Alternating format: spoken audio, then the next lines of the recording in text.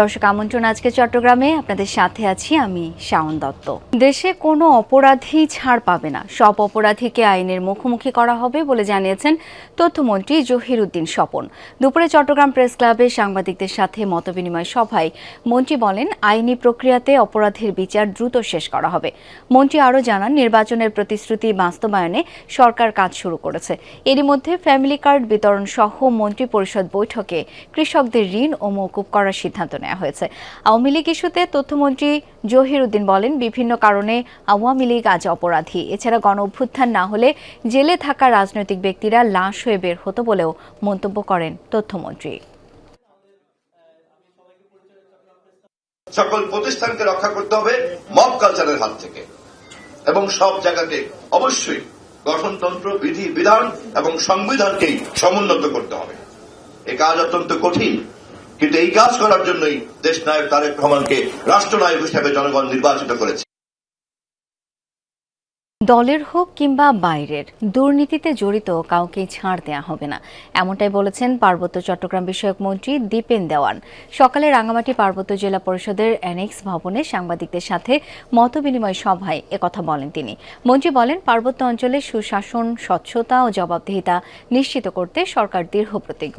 উন্নয়ন কার্যক্রম যেন বিতর্কমুক্ত ও জনমুখী হয়, সেই বিষয়ে সংশ্লিষ্টদের সতর্ক থাকার আহ্বান জানান তিনি। মতবিনিময় সভায় পার্বত্য অঞ্চলের শিক্ষা, স্বাস্থ্য, কৃষি, পর্যটন সহ সরকারি বেসরকারি দপ্তরের বিভিন্ন সমস্যা ও সম্ভাবনা নিয়ে আলোচনা হয়। চট্টগ্রামের হালি শহরে ফ্ল্যাটে বিস্ফোরণের ঘটনায় প্রাথমিকভাবে 4টি কারণকে মাথায় রেখে তদন্ত করেছে ফায়ার সার্ভিস। সকালে ঘটনাস্থল পরিদর্শন করে এমনটাই জানায় তদন্ত কমিটি। তবে তদন্তের আগে আলামত মুছে ফেলা ও ভবন মালিকের অসহযোগিতার বিষয় উল্লেখের পাশাপাশি জানান, ভবনের নিরাপত্তা ব্যবস্থাও ছিল অসম্পূর্ণ। মেঝেতে পড়ে থাকা খাবারের থালা, পোড়া আসবাবপত্র, জামাকাপড় কিংবা জানালার ভেঙে পড়া কাচের টুকরোই জানান দিচ্ছে বিস্ফোরণের ভয়াবহতা।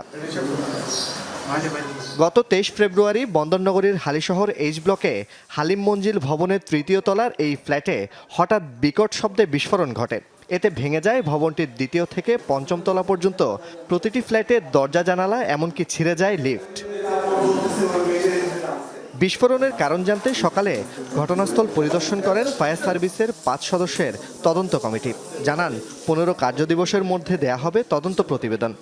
বাইরের থেকে কে শত্রুতামূলক এই ধরনের ঘটনা ঘটেছে কিনা, আবার অনেকেই বলেছে যে কি না এটা লিফটের থেকে হতে পারে, অনেকে বলছে কেমিক্যাল থেকে হতে পারে, অনেকে বলছে বিস্ফোরক হতে পারে, অনেকে ন্যাচারাল গ্যাস থেকে বা যে সোলার গ্যাস থেকে হতে পারে। তবে তদন্তের আগেই তড়িঘড়ি করে ঘরের দরজা পরিবর্তন ও মেঝে ধুয়ে মুছে পরিষ্কার করায় প্রশ্ন উঠেছে। ভবন মালিকের বিরুদ্ধে তদন্তে অসহযোগিতার অভিযোগও করেছে ফায়ার সার্ভিস। দরজা মেরামত উনি করে ফেলছে, প্রত্যেকটা ফ্লোরে দরজা মেরামত যেগুলো বাস্ট হয়েছে আমরা পাইছি, ওনাদের লোকজনে পরিষ্কার করতেছে। চুরিদারি না হয় ওই হিসাবে ভাড়াটিয়াগুলো মানে মেইন দরজা যা আছে সব মালিক পক্ষ লাগাই দিছে। মালিক পক্ষ দেখলাম তিনি এখানে এসে বক্তব্য দিতে বা আমাদের সহযোগিতা করতে তিনি অনীহা প্রকাশ করেছেন। সেফটির ব্যাপারে এখানে আমরা কোনো কিছু পরিলক্ষিত হয়নি, এবং ভবনের অনুমোদন কত তালা এটা আমরা জানি না। এদিকে বিস্ফোরণের ঘটনার পর থেকে ভবনের বাসিন্দাসহ এলাকার মানুষের মধ্যে বিরাজ করছে চাপা আতঙ্ক।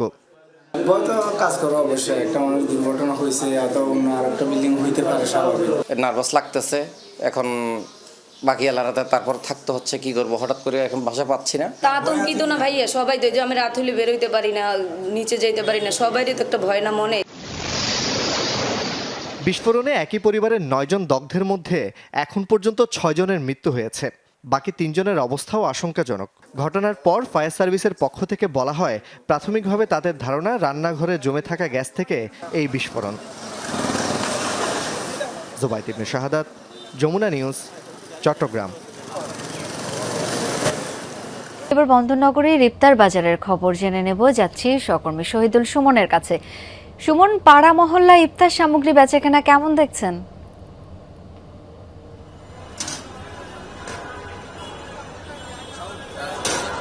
যারা রয়েছেন তারা কিন্তু আসলে দুপুরের পর থেকেই ইফতার সামগ্রী কিনতে আসলে বিভিন্ন হোটেল, রেস্টুরেন্ট এবং পাড়া মহল্লার দোকানগুলোতে আসলে ভিড় করছেন। আপনি দেখছেন আমি যেই জায়গাটিতে রয়েছে এখানেও কিন্তু আসলে ক্রেতা সাধারণের যে উপচে পড়া ভিড় সেটি আসলে প্রমাণ করে যে চট্টগ্রামের মানুষ কতটা ভোজন রসিক। তারা সাধারণ যে ইফতার সামগ্রী রয়েছে ছোলা, মুড়ি, বেগুনি এইসব আইটেমের পাশাপাশি চট্টগ্রামের মানুষের কিন্তু একটা ঐতিহ্য রয়েছে, মেজবানি মাংসের ঐতিহ্য। সেই মেজবানি মাংস কিংবা বিভিন্ন ধরনের হালিম, বিরিয়ানি এগুলো খেতে কিন্তু আসলে দুপুরের পর থেকেই তারা বিভিন্ন রেস্টুরেন্ট, বিভিন্ন বড় বড় শপিং মল এগুলোতে কিন্তু আসলে তারা যান, কারণ সেখানে শপিং মলও কিন্তু আসলে এই ধরনের ব্যবস্থাগুলো রয়েছে তারা বসে খাওয়ার।